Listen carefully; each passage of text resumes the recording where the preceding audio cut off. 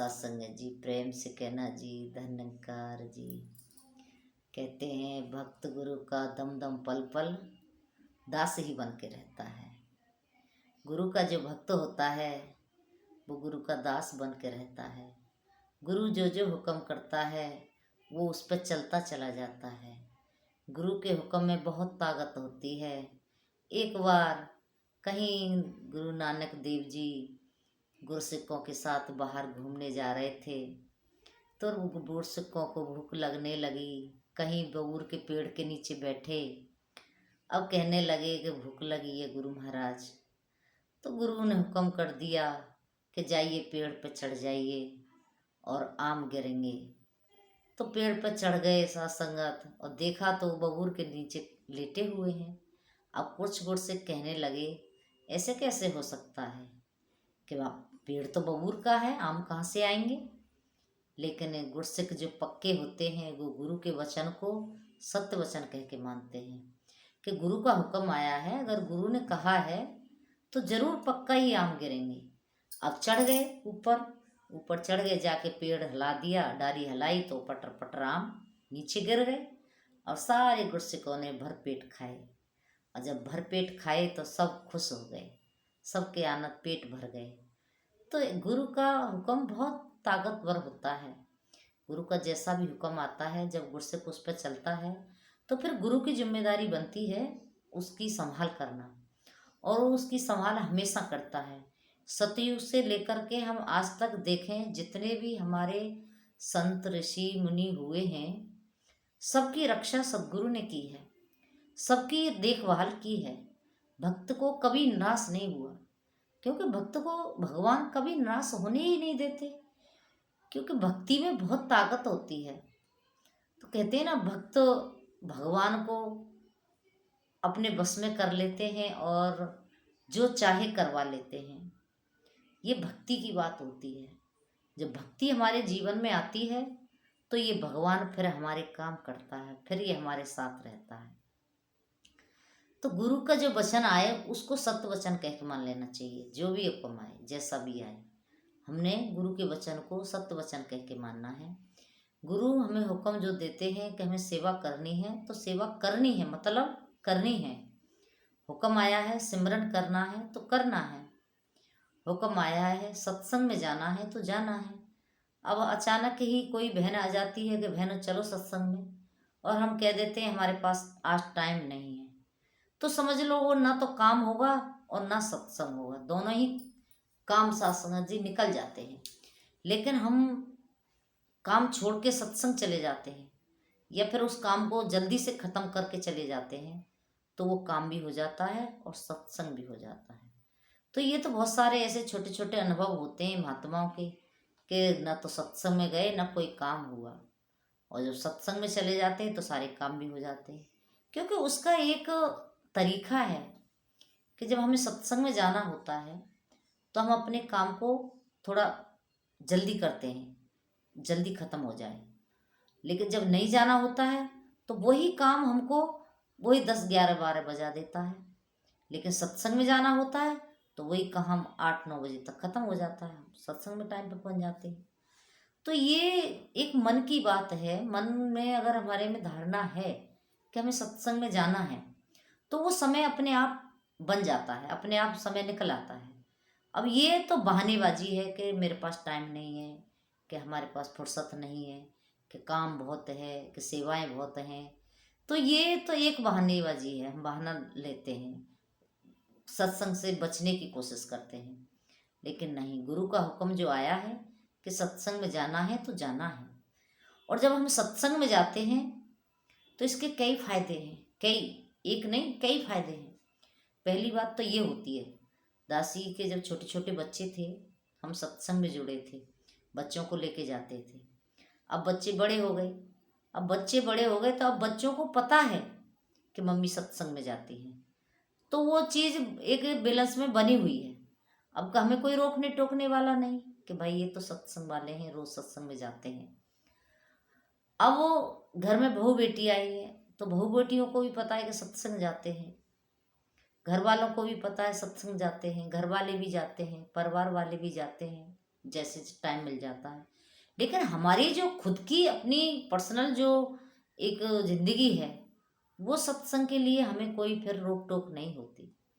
और हम नहीं जाते हैं तो फिर बच्चे भी रोक टोक कर देते हैं। कभी परिवार में कोई भी किसी भी रूप में हमको रोक टोक कर देता है सत्संग में। कभी कहीं किसी की पत्नी रोक टोक तो कर देती है, कहीं किसी का पति रोक टोक करता है, कहीं बच्चे कर देते हैं। तो ये चीज़ जब ही होती है जब हमारा मन कमज़ोर होता है, हमारे सत्संग के प्रति हमारी भावनाएं कमज़ोर होती हैं। लेकिन जब भावनाएं सत्संग की ओर होती हैं तो फिर जो काम के लिए हमको रोका जा रहा होता है हम वो काम पहले ही ख़त्म कर लेते हैं। उसको पहले ही ख़त्म कर लेंगे तो फिर हमें कोई क्यों रोकेगा। तो इसीलिए ये चीज़ें होती हैं कि हमने अपने काम को टाइम से पहले ख़त्म कर लेना और फिर सत्संग के लिए समय निकाल लेना।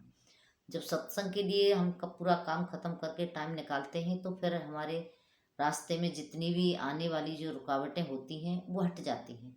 तो हमने इस तरह से अपने जीवन को सत्संग के साथ जोड़ना है और अपने काम को करते हुए परिवार के समाज के जो भी कार्य हैं उनको टाइम से पहले ख़त्म करके हमने सत्संग के साथ जुड़े रहना है।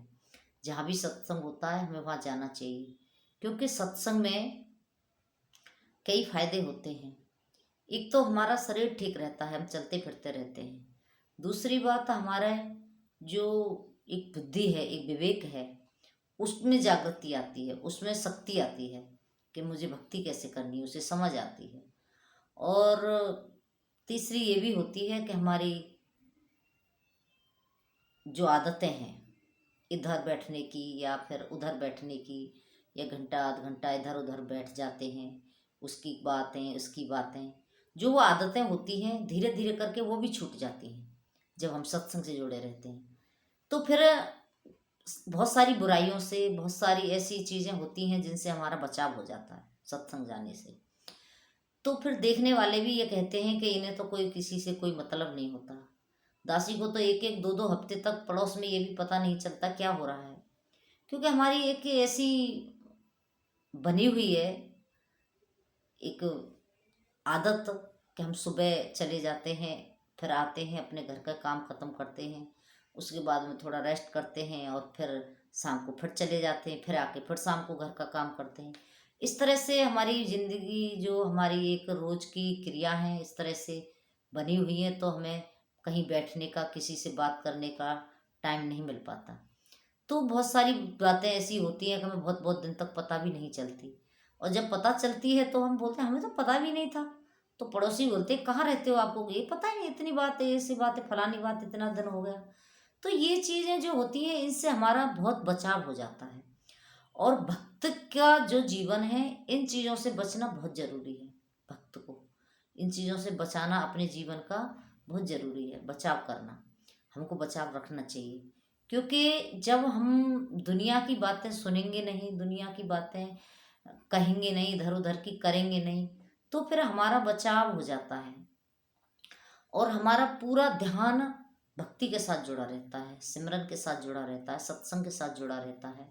क्या समागम में जाना है, आज सत्संग में जाना है, आज आज यहाँ सेवा लगी है, फिर आज सेवा पे जाना है। इस तरह से जब हमारी क्रिया बनी होती है तो हमारे दिमाग में भी वही बातें चलती रहती हैं और वही हमारी एक सोच बन जाती है। तो फिर हमें दुनियादारी की ओर सोचने की कुछ ऐसी ज़रूरत नहीं होती। जो इतनी सारी टेंशनें लोग लेते रहते हैं और सोचते रहते हैं, सोचने के कारण ही बीपी हाई हो जाता है, कभी अटैक भी पड़ जाता है। तो ये सारी चीज़ें होती हैं, इनसे बहुत सारा बचाव होता है सत्संग से। सत्संग के बहुत फायदे हैं। इसलिए सदगुरु माता जी ने ये जो सत्संग रखा है ये हमारे सुख के लिए रखा है। इसीलिए इसमें जाकर के इंसान सुखी हो जाता है। कहते हैं ना, सत्संग में जाने से इंसान सुखी हो जाता है, क्योंकि वो बहुत सारी बुराइयों से, बहुत सारी बीमारियों से, बहुत सारी आदतों से उसका बचाव हो जाता है। ये बिल्कुल सच बात है सत्संग जाने से। और जब सत्संग में नहीं जाते तो बहुत सारी बातें इधर उधर की सुन लेते हैं तो फिर दिमाग भी चलता है। दिमाग चलता है तो फिर वो बातें दिमाग में असर करती हैं तो फिर वो दिल पे भी अटैक करती हैं। इस तरह से फिर बीमारियां बनती हैं। इसलिए सत्संग में जाना एक तो ये बहुत फायदा है। और दूसरी बात कि हमारी जो भक्ति है हमारा जो ध्यान है वो एकदम से भक्ति में लग जाता है। वो सारी सब कुछ छोड़ छाड़ के इस प्रभु परमात्मा की याद में, इस परमात्मा की भक्ति में, इस परमात्मा के सिमरन में लग जाता है। और जब ऐसी आदत बन जाती है तो फिर चलते, वो कहते हैं ना, करत करत अभ्यास के, वो फिर एक ऐसा अभ्यास बन जाता है। तो फिर कहते हैं कि मैं आराम करूं और राम सिमरन करे, कि मेरा मेरा तो मैं तो फिर आराम करता रहता हूँ और सिमरन तो मेरा चलता ही रहता है। ये एक अभ्यास की बात है। तो आओ सत्संगत, हमने अपने जीवन में ऐसा अभ्यास रखना है करके, अपने जीवन को इस तरह से रखना है कि हमने सेवा सुमरन सत्संग के साथ जुड़े रहना है और अपने जीवन को बचा के रखना है। बहुत सारी बुराइयों से, बहुत सारी ऐसी चीज़ों से बच जाता है जब हम सत्संग में जुड़े रहते हैं। तो कृपा करो कि हम गुरु के साथ जुड़े रहें, सेवा सुमरन सत्संग करते रहें। क्योंकि ये जो बातें हैं लगती तो ऐसी हैं, लेकिन ये हमारे लिए बहुत सुखदाई होती हैं, बहुत आनंददायक होती हैं जब हम गुरु के बताए हुए मार्ग पर चल के इस जीवन को जीते हैं। तो गुरसिक का जो जीवन होता है वो इसी प्रकार होता है। उसे और कुछ सोचने समझने की ज़रूरत नहीं होती। वो सिर्फ सत्संग के बारे में सोचता है, गुरु के वचन के बारे में सोचता है कि गुरु का क्या वचन आया है और मेरे जीवन के लिए ये सुखदाई है। तो बस उसी वचन को लेकर के वो चलता रहता है और अपने जीवन को जीता चला जाता है। संसार के कार्य भी करता रहता है और सत्संग भी करता रहता है। और देखते देखते पता नहीं चलता उसके जीवन के जो जितनी भी जिम्मेदारियां, जितने भी उसके कर्तव्य होते हैं, वो देखते देखते ही पूरे हो जाते हैं सत्संग वाले महात्मा के। और किसी संसार वाले से पूछो कि भाई कैसी है, कैसी चल रही है, उसकी ज़िंदगी के बारे में थोड़ा सा सवाल हम करें कि कैसे हो, तो उसका सत्संग जी एक ही जवाब होता है, बस कट रही है। अब ये जो सवाल है, दासी तो ये कहती है कट रही है। बताओ, जिंदगी काटने के लिए मिली है? जिंदगी काटने के लिए नहीं मिली है संतो महापुरुषों, ये जीने के लिए मिली है। इसको जियो। लेकिन इसको जिया तभी जाएगा जब हम गुरु के साथ जुड़ेंगे। बाकी तो फिर काटना ही बाकी है। जिया तो गुरु के साथ ही जाता है, क्योंकि कहते हैं ना, गुरु ही तो हमको जीना सिखाता है, गुरु ही तो हमको जीवन की सीख देता है कि हमने अपने जीवन को कैसे जीना है, आनंद में जीना है। तो यही बात दासी तो कह देती, बताओ जिंदगी कोई काटने की चीज़ है? ये तो जीने की है, इसको तो जियो, जी भर के आनंद में जियो। तो कृपा करो, ये आनंद में जब जीते हैं तो हमारा जीवन अपने आप ही सुख में हो जाता है। तो गुरु का ऐसा वचन है कि हमने गुरु के संतों के साथ रह के सत्संग करते हुए, सेवा करते हुए अपने जीवन को आनंद में जीना है। बख्श लेना सत्संग जी की दासी अपने ही भाव आपके साथ साझा करती है। जैसा भाव बनता है, जैसा सद्गुरु बुलवाता है, जैसे सद्गुरु की इच्छा होती है, वही हम कर पाते हैं। बाकी तो ये भी हकीकत बात है, हम सत्संग भी करते हैं तो इनकी कृपा से ही करते हैं। हम सत्सेवा करते हैं तो वो भी इनकी कृपा से ही करते हैं। कहते हैं कि जब गुरु कृपा करता है एक भक्त के ऊपर, तभी भक्ति हो सकती है, अन्यथा तो भक्त की कोई ताकत नहीं है कि भक्ति कर ले।